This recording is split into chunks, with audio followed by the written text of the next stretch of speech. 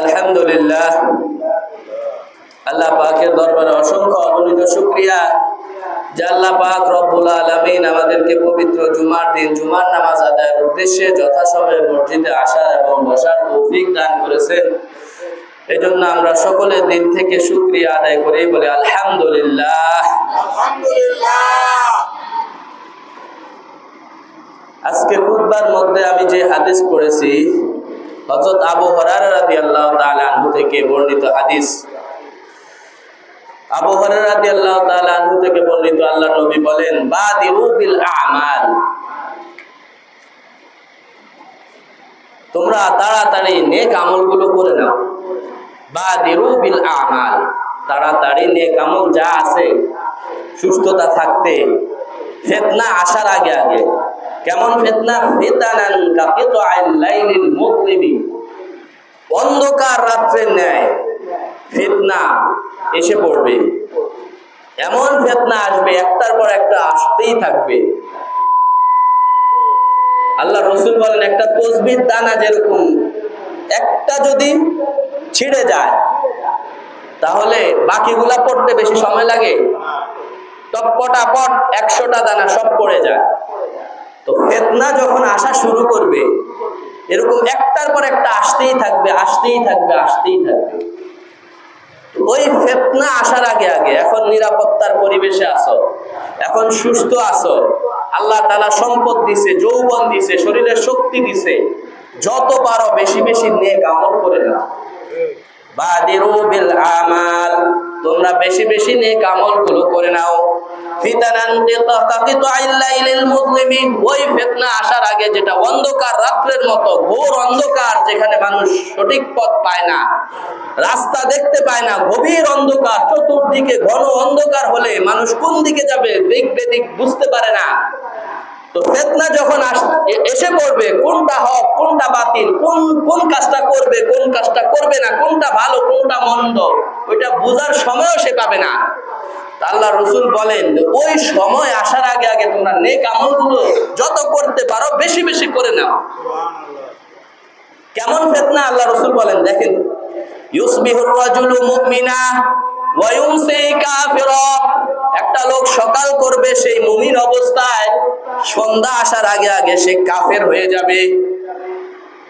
ওয়া ইউমসি মুমিনা ওয়া ইউসবিহু কাফিরা, সন্ধ্যা বেলায় একটা লোক ইমানদার ছিল, মুমিন ছিল, সকাল আসার আগে আগে সে কাফের হয়ে যাবে। এমন কাজ সে করবে যে কাজের কারণে কিছুক্ষণ আগে সে ইমানদার ছিল, এখন সে কাফের হয়ে যাবে। এরকম ফিতনা আল্লাহ রাসূল বলেন যে সামনে আসতেছে আমার উম্মতের জন্য, যে ফিতনা সকাল বেলায় মুমিন রে তুই কাফের, সন্ধ্যা বেলা ইয়াবিউ দীনাহু বিআরাদিন মিনাদ দুনিয়া, সামান্য দুনিয়ার জন্য, সামান্য পার্থিক লাভের জন্য সে তার দ্বীনদারিকে বিক্রি করে দেবে। ইয়াবিউ দীনাহু বিআরাদিন মিনাদ দুনিয়া, অল্প সামান্য দুনিয়া হাসিলের জন্য, দুনিয়ার লোভে সে ঈমান ছেড়ে দিবে, ইসলাম ছেড়ে দিবে। হইতেছে এরকম ঘটনা। বাপ দাদা 14 গোষ্ঠী ইমানদার মুসলিম, সে এখন আল্লাহকে বিশ্বাস করে না। কোরআনের উপর তার সন্দেহ, হাদিসের উপর তার কত ইশকাল। শিরিক এর মাধ্যমে মানুষ কাফের হয়ে যায়। আল্লাহর সাথে যখন শিরিক করে তখন সেই লোকটা আর ইমানদার থাকে না, কাফের হয়ে যায়। এবং শিরিকের গুনাহ আল্লাহ তাআলার কাছে সবচেয়ে নিকৃষ্ট গুনাহ, যেই গুনার ব্যাপারে আল্লাহ কোরআনে বলছেন, আমি এই গুনাহ ক্ষমা করব। শিরিকের গুনাহ আল্লাহ বলছেন স্পষ্টভাবে সূরা নিসার 116 নম্বর আয়াত, ইন্নাল্লাহা লা ইয়াগফিরু আন ইউশরাকা বিহি শাইআন ওয়া ইয়াগফিরু মা দুনা যালিকা লিমান ইয়াশা।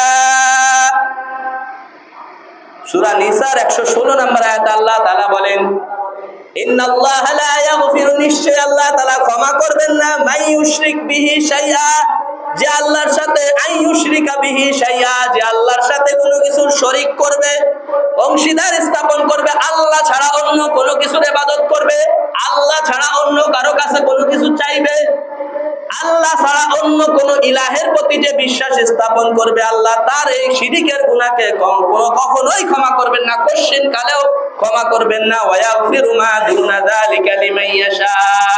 আল্লাহ বলেন এই একটা গুনাহ ছাড়া আর অন্য যে কোনো গুনাহ আমি যাকে ইচ্ছা ক্ষমা করে দেব। তাহলে শিরক আল্লাহ তাআলার কাছে কত নিকৃষ্ট, ঘৃণিত, কত বড় অপরাধ। এজন্য আল্লাহ কোরআনে স্পষ্ট বলে দিয়েছেন, ইন্নাল্লাহা লা ইয়াগফিরু, আল্লাহ কখনোই ক্ষমা করবেন না আল্লাহর সাথে শিরক করলে অন্য গুনাহ আল্লাহ ক্ষমা করে দিবেন। ওয়া মান ইউশরিক বিল্লাহি ফাকাদ দাল্লা দালালাম বাঈদা। আল্লাহ তাআলা বলেন যে আল্লাহর সাথে শরীক করে, যে শিরকে লিপ্ত হয়, সে অনেক বড় পথভ্রষ্টতায় লিপ্ত হয়। ফাকাদ দাল্লা দালালাম বাঈদা, সঠিক পথ থেকে সে অনেক দূরে সরে যায়। শিরকের মাধ্যমে সে সিরাতে মুস্তাকিম থেকে, ইসলাম থেকে, আল্লাহর আনিত দ্বীন থেকে, সত্য দ্বীন থেকে সে অনেক দূরে চলে যায়। এজন্য সূরা লোকমানের মধ্যে লোকমান হাকিম অনেক বড় একজন আল্লাহ ওলি ছিলেন, আল্লাহ ওয়ালা ব্যক্তি ছিলেন। কেউ কেউ বলছে উনি নবীও ছিলেন, তবে প্রসিদ্ধ কথা হলো যে উনি নবী ছিলেন না, তবে আল্লাহর বড় একজন ওলি ছিলেন, বুজুর্গ ব্যক্তি ছিলেন। উনি ওনার ছেলেকে কিছু নসিহত করেছেন। ওই নসিহতের মধ্যে এক নাম্বার নসিহত ছিল, ইয়া বুনাইয়া লা তুশরিক বিল্লাহ, হে আমার বৎস, কখনো আল্লাহর সাথে শরীক করো না। ইন্না শিরকা লাযুলমুন আযীম, নিশ্চয় শিরক করা এটা অনেক বড় জুলুম। যে আল্লাহ তোমাকে সৃষ্টি করছে সেই আল্লাহকে সিজদা না করে নিজের হাতে মাটি দিয়ে কিছু মূর্তি বানাইলা, আর এটাকে সিজদা করলা, এটাকে সম্মান করলা, আল্লাহকে ডাকলা না, কত বড় জুলুম। ইন্না শিরকা লাযুলমুন আযীম। লোকমান হাকিম তার সন্তানকে যে নসিহতগুলা করছে সূরা লোকমানের 13 নম্বর আয়াত থেকে প্রায় 19 নম্বর আয়াতে পর্যন্ত আল্লাহ তাআলা এই নসিহতগুলা তুলে ধরছেন। আল্লাহ তাআলার কাছে এই নসিহতগুলো ভালো লাগছেন, এজন্য উম্মতে মুহাম্মাদি যাতে এই নসিহতগুলোর উপর আমল করতে পারে, কত সুন্দর করে ধারাবাহিকভাবে একটার পর একটা আল্লাহ তাআলা তুলে ধরছেন। দেখেন আল্লাহ তাআলা বলতেছেন, ওয়া ইয ক্বালা লুকমানু লিবনিহি ওয়া হুয়া ইয়াইদুহু ইয়া বুনাইয়া লা তুশরিক বিল্লাহ। স্মরণ করুন ওই সময়ের কথা যখন লোকমান তার ছেলেকে বলতেছিল, ওয়া হুয়া ইয়াইদুহু, সে তার সন্তানকে বয়ান করতেছে, ওয়াজ করতেছে। ওয়া হুয়া ইয়াইদুহু, তার মানে ওয়াজ, পিতার দায়িত্ব সন্তানকে নসিহত করা, ভালো কথা বলা, সন্তানদেরকে একসময় বসিয়ে ঘরের ভিতরে তাদেরকে কিছু নসিহত করা, বাবা এই মানুষের হক কখনো মারবে না, মানুষের টাকা আত্মসাৎ করবে না, নামাজ পড়বে, আল্লাহর সাথে শরীক করো না, এ ধরনের ভালো নসিহত দেওয়া এটা পিতার দায়িত্ব। এই দিকে আল্লাহ তাআলা ইঙ্গিত করছেন এই আয়াতের মধ্যে। وَإِذْ قَالَ لُقْمَانُ لِابْنِهِ وَهُوَ يَعِظُهُ, স্মরণ করুন ওই সময়ের কথা যখন লোকমান হাকিম যখন তিনি তার সন্তানকে বলতেছিলেন, ওয়াহুয়া ইয়াইদুহু, সে তার সন্তানকে ওয়াজ করতেছিলেন, নসিহত করতেছিলেন। কি এক নাম্বার নসিহত, ইয়া বুনাইয়া লা তুশরিক বিল্লাহ, ইয়া বুনাইয়া, হে আমার প্রিয় বৎস, আল্লাহর সাথে শরীক করো না। ইন্না শিরকা লাযুলমুন আযীম, নিশ্চয় শিরক অনেক বড় জুলুম। ووصينا الإنسان بوالديه حملته أمه وهنا على وهن وفصاله في عامين أن اشكر لي ولوالديك إلي المصير। এরপর আল্লাহ তাআলা বলতেছেন, আমি মানুষদেরকে আদেশ করেছি তারা যেন পিতামাতার সাথে ভালো ব্যবহার করে। হামালাতহু উম্মুহু ওয়াহনান আলা ওয়াহনিন, তার মা তাকে কষ্টের পর কষ্ট করে তাকে গর্ভে ধারণ করেছে। ওয়াফিসালুহু ফি আমাইন, এবং তাকে দুগ্ধ পান করানো থেকে পৃথক করতে 2 বছর সময় লেগেছে। আল্লাহ তাআলা বলেন, সুতরাং আনিশকুরুলি, আমি তোমাকে যেহেতু সৃষ্টি করেছি সর্বপ্রথম আমি আল্লাহর শুকরিয়া আদায় করো।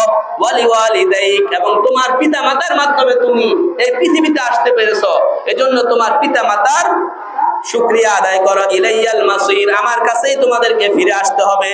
ওয়া ইন জাহাদাকা আলা আন তুশরিকা বিমা লাইসা লাকা বিহি ইলমুন ফালা তুতি'হুমা, তারা যদি তোমাকে, তোমার পিতামাতা যদি কখনো তোমাকে শিরিক করতে বলে, তখন তাদের আনুগত্য করা যাবে না। পিতামাতার আনুগত্য করা যাবে ভালো কাজে, কিন্তু পিতামাতা যদি কোনো গুনাহের কথা বলে তাহলে সেখানে পিতামাতার কথাও শোনা যাবে না, কারণ আল্লাহকেও নারাজ করে মাখলুককে খুশি করা যাবে না। লা তাআতা লি মাখলুকিন ফি মাসিয়াতিল খালিক। আল্লাহ রাসূল বলেন আল্লাহকে নারাজ করে কোন বান্দার আনুগত্য চলবে না। এজন্য আল্লাহ তাআলা বলেন যদি পিতামাতার ভালো ব্যবহার করবা ঠিক আছে, কিন্তু তারা যদি শিরক করতে বলে তাহলে সেখানে মানা যাবে না। ফালা তুতিহুমা ওয়া সাহিবহুমা ফিদ দুনিয়া মারুফা, দুনিয়াতে তাদের সাথে ভালো ব্যবহার করো। ওয়াত্তাবি সাবিলা মান আনাবা ইলাইহি, এবং যারা আমার দিকে অভিমুখী, যারা আল্লাহ প্রেমিক, আল্লাহ ওয়ালা, তারা যে পথে চলে সেই পথ অনুসরণ করো, সেই পথে চলো। আল্লাহ ওয়ালাদের সাথে সম্পর্ক রাখো, আল্লাহ ওয়ালাদের কথা শোনো, আল্লাহ ওয়ালাদের মজলিসে বসো, আল্লাহ ওয়ালারা যে কথাগুলো বলে সে অনুযায়ী আমল করো। واتبع سبيل من أناب إليه ثم إلي مرجعكم فأنبئكم بما كنتم تعملون। অবশেষে আমার কাছেই তোমাদেরকে ফিরে আসতে হবে, এরপরে দুনিয়াতে যেই কাজ করেছো সেটা আমি তোমাদেরকে জানিয়ে দেব কে কি কাজ করেছো। লুকমান হাকিম উনি আবার সোনার সন্তানকে দ্বিতীয় নসিহত করতেছেন, ইয়া বুনাইয়া ইন্নাহা ইন তাকুম মিসকাল হাববাতিন মিন খারদালিন ফাতাকুম ফি সখরা আও ফিস সামাওয়াতি আও ফিল আরদি ইয়াতি বিহাল্লাহ। ও আমার প্রিয় বৎস, তুমি যদি কোনো গুনাহ করো আর এই গুনার পরিমাণ যদি সরিষার দানা পরিমাণ ছোট হয়, মিসকাল হাববাতিন মিন খারদালিন, সরিষার দানা ছোট ছোট, এই সরিষার দানা পরিমাণও যদি গুনাহটা হয়, ফাদাকুম ফি সখরাতিন, এটা একেবারে পাথরের ভিতরে লুকিয়ে তুমি করছো, আও ফিস সামাওয়াতি, সাত জমিনের আসমানের উপরে উঠে গিয়ে করছো, আও ফিল আরদি, অথবা জমিনে করছো, যেখানেই করছো না কেন পাথরের ভিতরে লুকিয়ে করো, আসমানে করো, জমিনে করো, ইয়াতি বিহাল্লাহ, কাল কিয়ামতের মাঠে ওই গুনাহ আল্লাহ তাআলা উপস্থিত করবেন। কেউ কোন গুনাহ সেদিন লুকাতে পারবে না, কোন মিথ্যা সেখানে কেউ মিথ্যা বলে রেহাই পাবে এটাও হবে না। কত সুন্দর করে আল্লাহ তাআলা ওই নসিহত গুলো তুলে ধরছেন। উনি ওনার ছেলেকে বলতেছেন যে তুমি যদি গুনাহ করো আর এই গুনাহ যদি পাথরের ভিতরে থাকে, আসমানে থাকে, জমিনে থাকে, যেখানেই থাকুক না কেন, কিয়ামতের মাঠে তুমি তোমার সেই আমলনামা তুমি পাবে, নেক হোক বদী হোক। ইন্নাল্লাহা লাতীফুন খাবীর, আল্লাহ তাআলা সূক্ষ্মদর্শী, সূক্ষ্ম থেকে সূক্ষ্ম বিষয় আল্লাহ তাআলা দেখেন। বলছে একটা গাছের পাতা পড়ে, এই পাতা কখন পড়বে, কোন গাছের পাতাটা কখন পড়বে সেটাও আল্লাহ তাআলা জানেন, আল্লাহ তাআলা ইলমের মধ্যে আছে। এবং একটা ছোট পিঁপড়া অন্ধকার রাত্রিতে হাঁটতেছে, ওই ছোট পিঁপড়ার পায়ের আওয়াজ আল্লাহ তাআলা শুনতে পান, ওই ছোট পিঁপড়াকে আল্লাহ তাআলা দেখেন। মুসা আলাইহিস সালামকে আল্লাহ তাআলা দেখাইছেন, একবার উনি একটা পাথরকে আঘাত করছেন, আল্লাহ তাআলা যে রাজ্জাক এটা দেখানোর জন্য উনি আল্লাহ তাআলা বলছেন এই পাথরকে একটা আঘাত করো। উনি পাথরকে আঘাত করছেন, তো ওই বড় পাথরের থেকে আরেকটা পাথর বের হয়েছে, বলে ওই লাঠি দিয়ে আরেকটা বাড়ি দাও, আরেকটা পাথর বের হয়েছে, আবার আরেকটা বাড়ি দিয়েছেন, তিনটা পাথরের ভিতরে দেখেন যে একটা ছোট্ট পোকা, তার মুখের মধ্যে একটা সবুজ পাতা, সে ওই সবুজ পাতা খাইতেছে আর আল্লাহর প্রশংসা করতেছে, সুবহানাল্লাযী লাম ইয়ানসানি, সমস্ত প্রশংসা ওই সত্তার যিনি এই তিন পাথরের ভিতরেও আমার মতো ছোট কীটকে ভুলে যান নাই। সুবহানাল্লাযী লাম ইয়ানসানি, সমস্ত প্রশংসা করতেছি আমি ওই আল্লাহর জন্য যিনি এই পাথরের ভিতরেও আমি এই ছোট্ট মাখলুককে ভুলে যান নাই। ওয়া ইয়ারযুকুনি, এই জায়গায় আমার রিজিক পৌঁছায় দিতেছে। সুবহানাল্লাহ, সুবহানাল্লাহ। ইন্নাল্লাহা লাতীফুন খাবীর, আল্লাহ বলেন আমি সূক্ষ্মদর্শী, সব কিছুর খবর আমার কাছে আছে। এরপর উনি নামাজের ব্যাপারে ওনার ছেলেকে নসিহত করতেছেন। আমরা তো নিজেরা নামাজ পড়ি, কিন্তু সন্তানদেরকে খুব কম পিতাই আছে আমাদের সমাজে যে নামাজের কথা সন্তানদেরকে বলে। নিজে নামাজ পড়তে পড়তে কপালে দাগ পড়ে গেছে, নিজে এশরা, কাওয়াবির, তাহাজ্জুদ সব পড়ে মাশাআল্লাহ, কিন্তু ছেলে ফরজও পড়ে না, সেটার কথা আমরা ছেলেদেরকে মুখ খুলে বলার মতো করে বলি না। বলার মতো করে যদি বলতাম তাহলে অবশ্যই আমাদের সন্তানরা নামাজি হইতো। বাস্তব কথা হলো আমরা বলার মতো ভাবে বলি না, যেভাবে আল্লাহ রাসূল বলতে বলছেন। আল্লাহ রাসূল বলছেন মুরু আওলাদাকুম ইযা বালাগু সাবআ সিনিন, যখন তোমাদের সন্তানদের বয়স 7 বছর হয়ে যায় তখন তাদেরকে নামাজের আদেশ করো। ওয়াদরিবু আলাইহা ইযা বালাগু 10, 10 বছর হয়ে গেছে তারপরেও যদি নামাজ না পড়ে তাহলে নামাজের জন্য তাদেরকে প্রহার করার অনুমতি আল্লাহ রাসূল দিয়েছেন। বলছে 10 বছর হয়ে গেছে এখনো সে নামাজ পড়ে না, তো তাকে পিটাও। কেন নামাজ পড়বে না? কয়জন অভিভাবক আছে, কয়জন পিতা আছে বলতে পারবে বুকে হাত রেখে যে আমি আমার সন্তানকে নামাজ না পড়ার জন্য পিটাইছি? অথচ আল্লাহ রাসূল বলেছেন পিটাও। নামাজ পড়ে না কেন? যে নামাজ পড়ে না তার ইসলামের কোনো অংশ নাই, সে নিজেকে মুসলমান দাবি করার কোনো অধিকারই নাই। তো তোমার ছেলে আজকে 30 বছর হয়ে গেছে, 35 বছর হয়ে গেছে, কই নামাজ পড়ে না? আসলে আমরা যেভাবে বলার দরকার ছিল, যেভাবে বুঝানোর দরকার ছিল, ওইভাবে আমরা আমাদের সন্তানদেরকে নামাজের কথা বলি না, ওইভাবে বুঝাই না, যার কারণে আজকে এই অবস্থা। পিতার কপালে দাগ পড়ে গেছে আর সন্তান জুমার নামাজও পড়ে না। পিতা তাহাজ্জুদ ইশরাক আওয়াবিল পড়তে পড়তে কপালে দাগ পড়ে গেছে আর সন্তান জুমার নামাজের সময় ঘুমায় গেছে বাসায়। তাহলে এই কোরআন শরীফে আছে ফাখালাফা মিন বাদিহিম খালফুন আদাউস সালাতা ওয়াত্তাবাউশ শাহওয়াতি। তারা এমন এক জাতি রেখে গেছে, এক পূর্ববর্তী এক জাতির ব্যাপারে আল্লাহ তাআলা বলছেন যে এরা এমন এক ভবিষ্যৎ প্রজন্ম রেখে গেছে যারা নামাজ পড়তো না।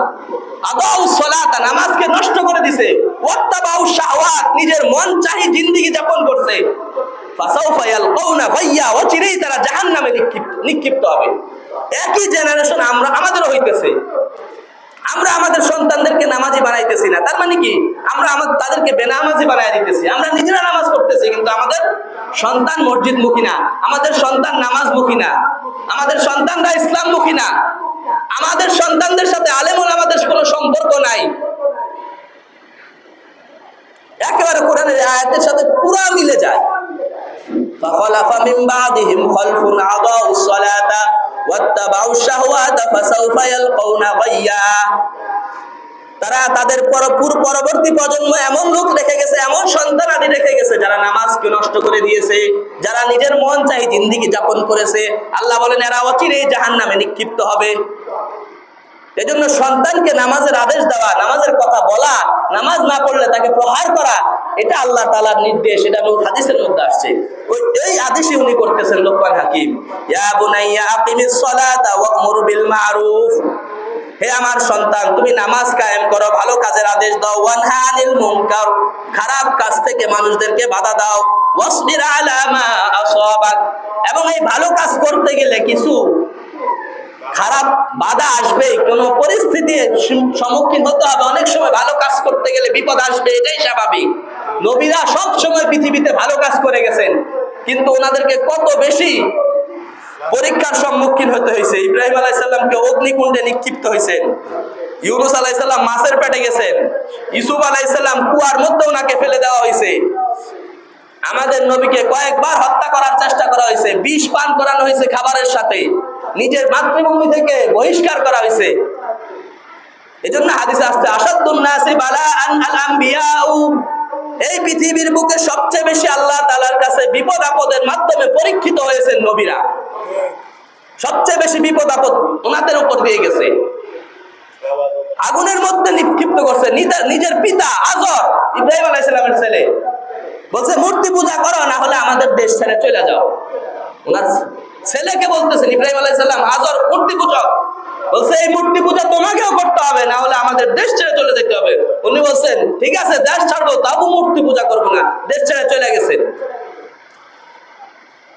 তো আল্লাহ তাআলা বলেন ওয়াসবির আলা মা আসাবাক, সমাজে ভালো কাজ করতে গেলে তোমার উপর কিছু মুসিবত আসবে, এই মুসিবতের উপর সবর করবে।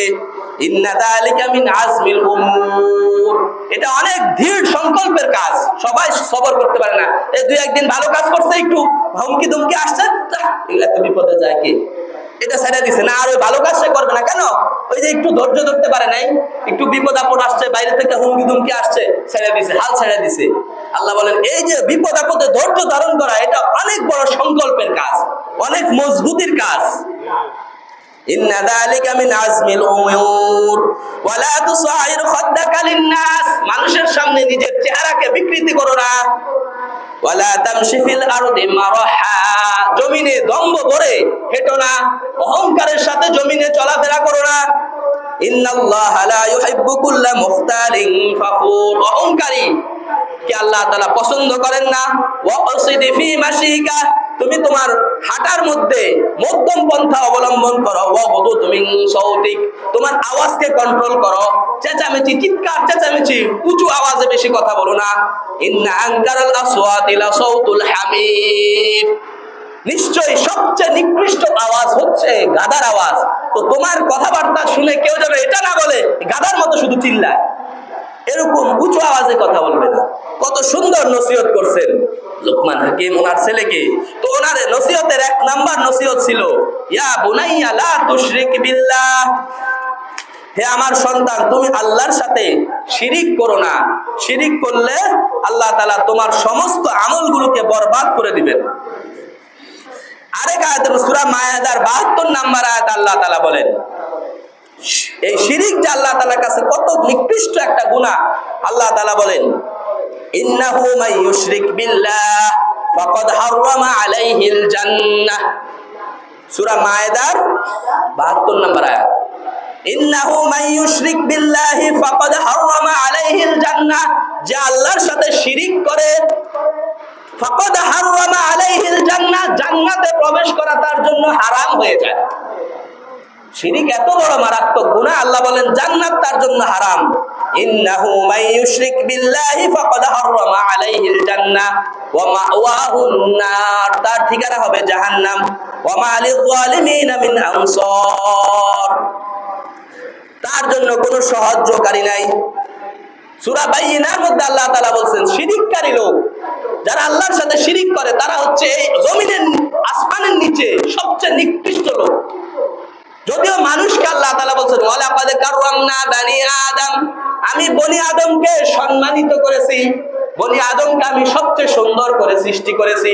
কিন্তু যারা আল্লাহর সাথে শিরিক করে এদের ব্যাপারে আল্লাহ তাআলা বলেন, ইন্নাল্লাযীনা কাফারু মিন আহলিল কিতাবি ওয়াল মুশরিকিনা ফি নারি জাহান্নাম খালিদিনা ফিহা, নিশ্চয় যারা কুফরি করেছে আহলে কিতাবদের মধ্য থেকে, ইহুদি খ্রিস্টান, এরা জানতো আমাদের নবী মুহাম্মদ আসবে, তাকে অনুসরণ করলে মুক্তি, তাকে অনুসরণ না করলে তাদেরকে জাহান্নামে যেতে হবে, এটা জানতো। আল্লাহ রাসূল বলেন, নবী, আল্লাহ তাআলা বলেন, নবী আসার পরেও এই আহলে কিতাব ইহুদি খ্রিস্টানরা নবীকে মানে নাই। তারা জানতো নবী আসবে, তাদের তাওরাতেও ছিল, জবুরেও ছিল, ইনজিলেও ছিল, সব কিছু জানার পরেও ইনাদান, অহংকার বশত, শত্রুতা বশত, হিংসার কারণে তারা যেহেতু রাসূলকে মানে নাই, এজন্য ফি নারি জাহান্নাম খালিদিনা ফিহা, এই আহলে কিতাব ইহুদি খ্রিস্টান ওয়াল মুশরিকিনা, এবং যারা শিরিক করে, মূর্তি পূজা করে, আল্লাহর সাথে শরীক করে, বিভিন্ন দেব দেবতার পূজা করে, নিজ হাতে তৈরি করে, মা লা ইয়ানফাউকুম ওয়া লা ইয়াদুররুকুম, যারা তোমাদের ক্ষতিও করতে পারবে না, উপকারও করতে পারবে না, যাদের সামনে কোনো খাবার দিলে ওই খাবার খেতেও পারে না, মাছি যদি ওই খাবার থেকে খাবার নিয়ে যায়, মাছি থেকে ওই খাবারটা নিয়ে নেওয়ারও ক্ষমতা নাই, মনে হয় এরা তাকিয়ে আছে তোমার দিকে, আসলে এরা কিছুই দেখে না। পুরাটাই কোরআন শরীফে আছে। আল্লাহ তাআলা বলেন, এই মুশরিক যারা ফি নারি জাহান্নাম খালিদিনা ফিহা, শিরিক যে কত নিকৃষ্ট এটা আমি বোঝানোর জন্য কোরআনের আয়াতগুলো পড়তেছি। শিরিক যে আল্লাহ তাআলার কাছে কত নিকৃষ্ট, ঘৃণিত একটা গুনাহ, কত বড় অপরাধ, এজন্য আমি আয়াতগুলো, শিরিকের আয়াতগুলো পড়তেছি। ওয়াল মুশরিকিনা ফি নারি জাহান্নাম খালিদিনা ফিহা, এরা জাহান্নামের মধ্যে চিরকাল থাকবে। উলাইকা হুম শাররুল বারিয়া, আল্লাহ বলেন এরাই হচ্ছে নিকৃষ্ট জীব। আল্লাহ বলেন আমার সৃষ্টির মধ্যে এরাই হচ্ছে সবচেয়ে নিকৃষ্ট। আল্লাহ খাওয়ায়, আল্লাহ পালেন, আল্লাহ সবকিছু করেন, সেই আল্লাহকে তারা সেজদা দিতে রাজি না। নিজের হাতে বানাইয়া নিজেই এটাকে সেজদা করে, নিজেই এটাকে প্রভু বলে বিশ্বাস করে। আরেক আয়াতে আল্লাহ তাআলা বলেন, ইয়া আইয়ুহাল্লাযীনা আমানু লা তাত্তাখিযু আদুওয়ি ওয়া আদুওয়াকুম আউলিয়া, যারা আমার শত্রু তোমাদেরও শত্রু, তাদেরকে তোমরা বন্ধু হিসেবে গ্রহণ করো না। তুলকুনা ইলাইহিম বিল মাওয়াদ্দাহ, এদের সাথে কোনো ভালোবাসা মহব্বত রাখবে না। শিরিক যারা করে এরা আল্লাহর দুশমন। আমার আব্বাকে কি যদি কেউ গালি দেয়, একজন আমার আব্বাকে গালি দিতেছে, আমি কি তাকে শুভেচ্ছা জানাবো? আমি কি তাকে তার এই কাজটাকে পছন্দ করব? কখনোই না। আমার আব্বাকে সে গালি দিতেছে, আমি কেন তাকে শুভেচ্ছা জানাবো? আমি কেন তাকে তার এই কাজকে পছন্দ করব, তাকে সাপোর্ট করব? কেন? সে আমার আব্বাকে গালি দিতেছে, আমার অস্তিত্বের উপর তার হামলা। তো আমাদের রবকে না মেনে কেউ যদি মূর্তি পূজা করে, শিরিক করে, তাদেরকে আমরা কেন শুভেচ্ছা জানাবো? এই পূজার মাধ্যমে সে কিসের আয়োজন চলতেছে? শিরিকের আয়োজন চলতেছে।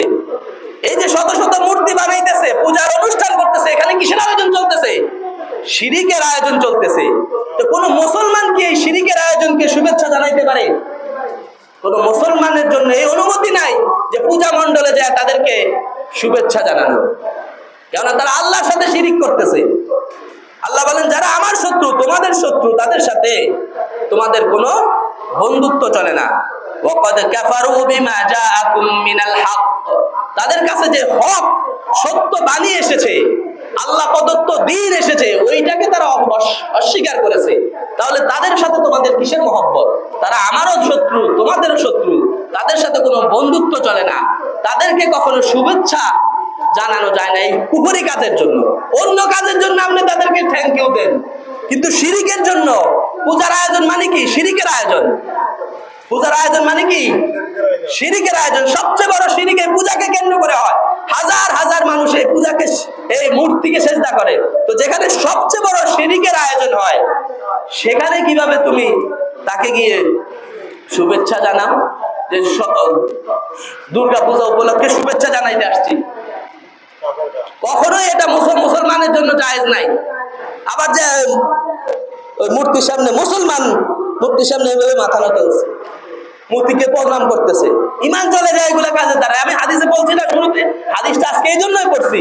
আল্লাহ রাসূল বলেন, সকালবেলায় সে মুমিন থাকবে, সন্ধ্যাবেলায় কাফের হয়ে যাবে। সন্ধ্যাবেলায় সে মুমিন থাকবে, সকালবেলায় কাফের হয়ে যাবে। যখনই সে মূর্তির সামনে এরকম করছে, মাথা নত করছে, তখনই তার ইমানটা চলে গেছে।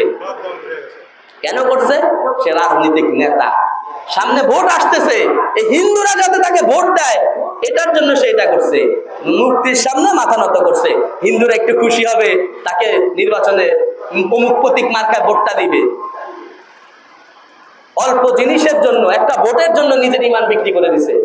এই যে আল্লাহ রাসূল বলেন, ইয়াবিউদিনাহু বিআরাদিম মিনাদ দুনিয়া, সামান্য দুনিয়া লাভের জন্য তার ইমানকে বিক্রি করে দিবে।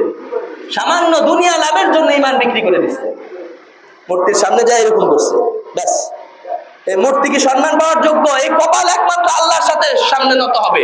আল্লাহ রাসূল বলেন, যদি আল্লাহকে ছাড়া অন্য কাউকে সেজদা করা, অন্য কারো সামনে মাথা নত করা জায়েজ থাকতো, তাহলে আমি স্ত্রীদেরকে বলতাম, তোমরা তোমাদের স্বামীদেরকে সেজদা করো। যদি এটা জায়েজ থাকতো, তাহলে ওই নির্বাচনে কয়েকটা ভোট পাওয়ার জন্য যায়া মূর্তির সামনে মাথা নত করতেছে, শিরকি কাজে সমর্থন করতেছে, শুভেচ্ছা জানাইতেছে। আরেকজনে বলতেছে মাইক নিয়া, আমি এই পূজা মণ্ডলে আসতে পেরে আল্লাহর শুকরিয়া আদায় করতেছে, আলহামদুলিল্লাহ। পূজা মণ্ডলে আসতে পারি না, সে শুকরিয়া আদায় করতেছে, মুসলমানের সন্তান। কোন জায়গায় আলহামদুলিল্লাহ বলতে হবে, কোন জায়গায় গেলে নাউজুবিল্লাহ বলতে হবে, কোন জায়গায় গেলে আস্তাগফিরুল্লাহ বলতে হবে, এটারও হুঁশ নাই মুসলমানের। পূজা মণ্ডলে যায় বলে এই পূজা মণ্ডলে উপস্থিত হতে পারে। আমি নিজে দেখছি ভিডিওটা, আজ বলতেছে আলহামদুলিল্লাহ, আমি পূজা মণ্ডলে আসতে পেরে আল্লাহর শুকরিয়া আদায় করতেছি। ইমান চলে গেছে, শিরকের কাজে আইসা সে শুকরিয়া আদায় করতেছে। চোরে যদি চুরি করা শুরু করে, বিসমিল্লাহ, এই বিসমিল্লাহ বলে চুরি করা শুরু করে, ইমান চলে যাবে। ডাকাত যদি ডাকাতি করার আগে, সুদের টাকা, ঘুষের টাকা হাতে নেওয়ার আগে যদি বিসমিল্লাহ বলে নেয়, ইমান চলে যাবে। কিন্তু সুদ খাইলে, ঘুষ খাইলে, চুরি করলে, ডাকাতি করলে ইমান যায় না, কবিরা গুনাহ হয়, অন্যের হক নষ্ট হয়, ইমান যায় না। কিন্তু যদি এগুলার আগে বিসমিল্লাহ বলে, আল্লাহর নাম নিয়ে শুরু করতেছে, আল্লাহ চুরি করতে যাইতেছি, সফলভাবে যেন চুরি করে আসতে পারে, তুমি আজকে আমাদের সাহায্য করো, ইমান চলে যাবে। মূর্তি পূজা গেছে, দুর্গা মণ্ডলে গেছে, যা করতেছে আলহামদুলিল্লাহ, আমি আসতে পারছি বলে শুকরিয়া আদায় করি, ইমান শেষ হয়ে গেছে। এটাই আল্লাহ রাসূল বলেছেন, ইয়াবিউদিনাহু বিআরাদিম মিনাদ দুনিয়া, সামান্য দুনিয়া লাভের আশায় নিজের দ্বীনকে বিক্রি করে দেবে।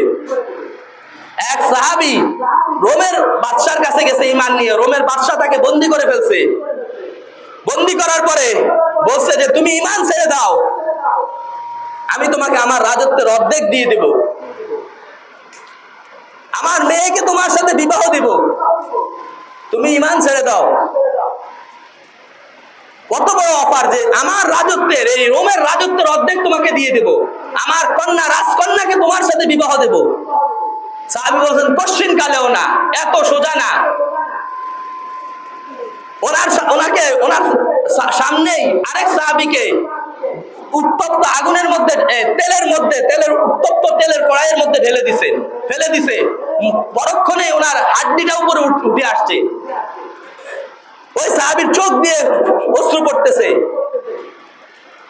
এখন ওই রোমের বাদশা মনে করছে বুঝি আরেক সাহাবীর মৃত্যু দেখে মনে হয় তার ভিতরে ভয় আসছে।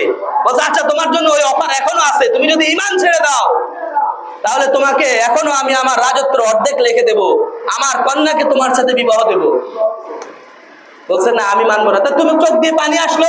বলছে মৃত্যুর ভয়ে তো আমি কাঁদি নাই, আমি কাঁদছি আমাকে তো আল্লাহ তাআলা মাত্র একটা জান দিছে, আমাকে যদি হাজারো জান দিত আল্লাহ তাআলা তো আল্লাহর জন্য, দ্বীন ইসলামের জন্য আমি সবগুলা জান কুরবান করে দিতাম।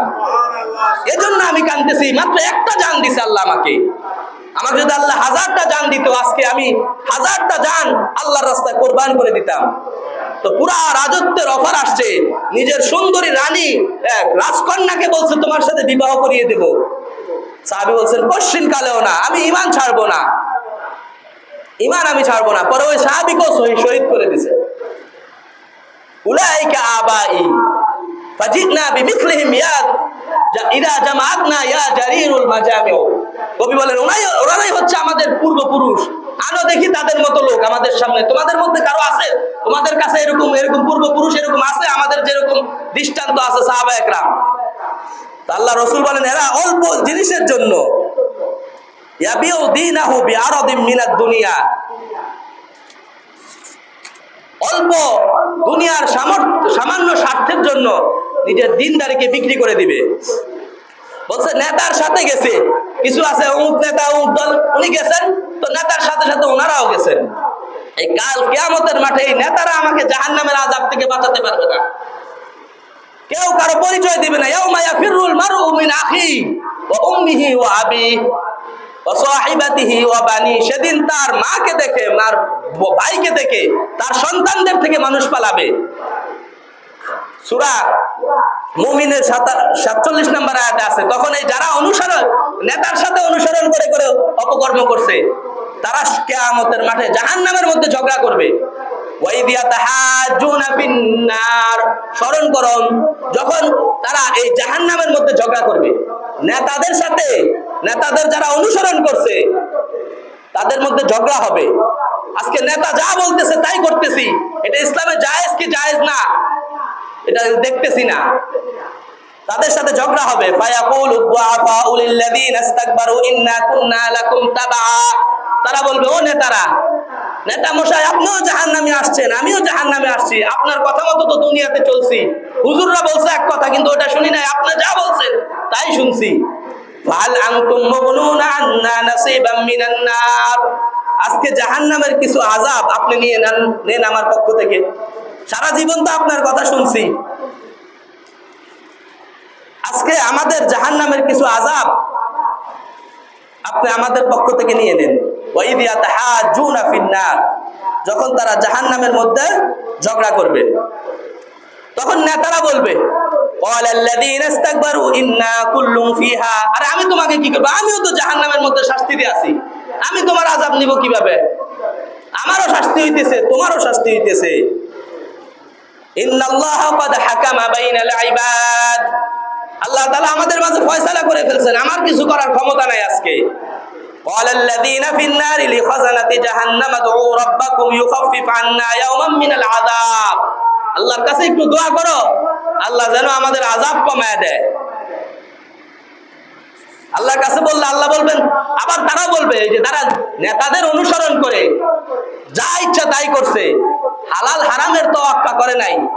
যে আল্লাহওয়ালার দরবারে গিয়ে হাজার হাজার মানুষ নেশা ছেড়ে দিছে তাকে বলে চুরি করে গাঁজা খায়। হাজারো জুয়াই চরমনায় পিশাব, হাজারো জুয়াই, হাজারো মদখোর, হাজারো মাদক সেবী ওখানে যা ভালো হয়, 3 দিন থেকে আসছে ভালো হয়ে গেছে, ওনারা স্লোগান দেয় চুরি করে জুয়া খায়, চুরি করে নেশা খায় পীর সাহেব চরমনায়। অথচ হাজারো নেশাখোর এই চরমনার ময়দানে গিয়া আল্লাহ আল্লাহ হয়ে আসছে, তাহাজ্জুদ গুজার হয়ে আসছে। এরা বলবে আল্লাহ এদেরকে ডবল আযাব দেন, এদের অনুসরণ করে আজকে আমরা ক্ষতিগ্রস্ত। আল্লাহ বলবেন সবার জন্য ডবল আযাব, তোমার নেতার জন্য ডবল আযাব, লিকুল্লিন দিয়াকুন, প্রত্যেকের জন্য ডবল আযাব। তোমার নেতাও আজকে ডবল পাবে, তুমিও ডবল পাবা। আজকে কেউ কারো আযাব ভাগাভাগি চলবে না। এজন্য ঈমান, আমাদের জাতীয় মসজিদের খতিব যখন এই নাস্তিকরা শাহবাগীরা খুব আন্দোলন করতেছে, মানুষের ঈমান নিয়ে বিভিন্ন রকমের কথা বলতেছে, ঈমানের উপর হামলা করতেছিল, তখন তিনি একটা কিতাব লিখছেন, ছোট্ট কিতাব, ঈমান সবার আগে। কিতাবটা খুব চলছে তখন, ঈমান সবার আগে। একবার শাহবাগী নাস্তিকেরা খুব করছিল, অনেক বড় আন্দোলন করে ফেলেছিল নাস্তিকদের। আয়েশা রাদিয়াল্লাহু তাআলা আনহা অনেক উল্টাপাল্টা বলছে, আল্লাহ রাসূলকে নারী লুবি বলছে, এগুলা কথা বলতো আমাদের কলিজা পাক কাঁপে। তো তখন উনি লিখছেন ঈমান সবার আগে, এই কিতাব লিখছেন। ওখানে উনি অনেক কোরআন হাদিসের দলিল দিয়ে বুঝাইছেন ঈমানের সাথে কোনো কম্প্রোমাইজ নাই। যেখানে গেলে আমার ঈমান নষ্ট হয়ে যায় ওইখানে যাওয়া যাবে না, সেটা যত বড় নেতাই হোক, যত বড় নেতাই আমাকে বলুক না কেন। কোন মুশরিকের কাছে পূজা মণ্ডলে গিয়ে শুভেচ্ছা জানানো, এটা কোনো মুসলমানের জন্য জায়েজ নাই। ঈমান চলে যাবে, ধর্ম যার যার, উৎসব তার তার। এটাই হলো আসল কথা। কারণ উৎসব এটা ধর্মীয় বিষয়, এটা হাজারো কিতাবের মধ্যে লেখা আছে, উৎসব এটাও ধর্মীয় বিষয়। আমাদের কোরবানির সময় তো কোনো হিন্দুরা আইসা দেখে না যে গরু কিভাবে কাটে, গরু কিভাবে কোরবানি করে। আমাদের নামাজ তো কোনো হিন্দু আইসা দেখে না। তাহলে আমরা কেন যাবো নির্লজ্জের মতো তাদের এই মূর্তি পূজা দেখতে, তাদেরকে শুভেচ্ছা জানাইতে, এই সামান্য ভোটের জন্য? তারা তাদের ইবাদত করুক, আমরা আমাদেরটা করবো। লাকুম দীনুকুম ওয়ালিয়া দিন, তোমাদের দিন তোমরা মানো, আমাদের ধর্ম আমরা মানবো। আল্লাহ তাআলা আমাদের সবাইকে সঠিক বুঝ দান করুক। আমাদের সবাইকে আখেরি জামানায়, ফিতনার জামানায় ঈমান হেফাজত করে ঈমান আমল নিয়ে যেন আমরা কবরে যাইতে পারি। আল্লাহ তাআলা আমাদেরকে তৌফিক দান করুক।